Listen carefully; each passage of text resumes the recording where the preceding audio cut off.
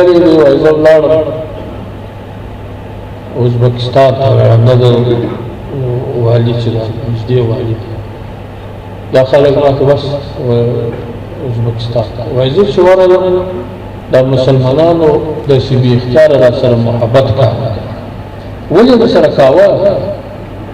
نو خو نور الله نه ورځي نو خو نور خلک هم خو زما سره محبت کوه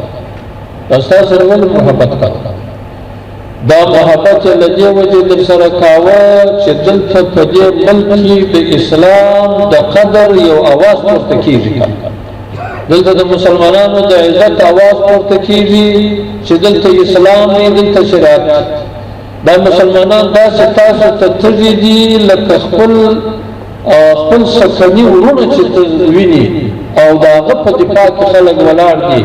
او د هغه عزت و شرف باندې کوي که نه نن ته تاسو ته خلک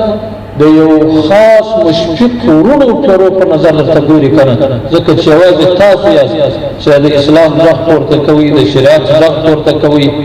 او دلته یو امارت دی یو اسلامي نظام دی دا مسلمانان په دې باندې ستاسو سره محبت لري تاسو نن د باندې وروځئ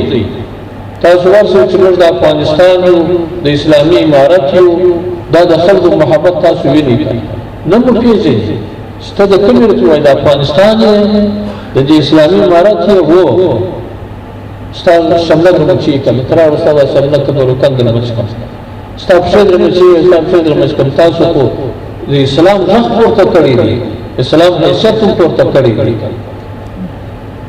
نن د دنیا مسلمانان دومره مظلوم شوي دي نو د امیرالمؤمنین د کلمې سره ذات محبت دی که نه چې الله دې د دغه امیرالمؤمنین په برکت باندې د دغه اسلامي نظام اسلامي امارت په برکت کې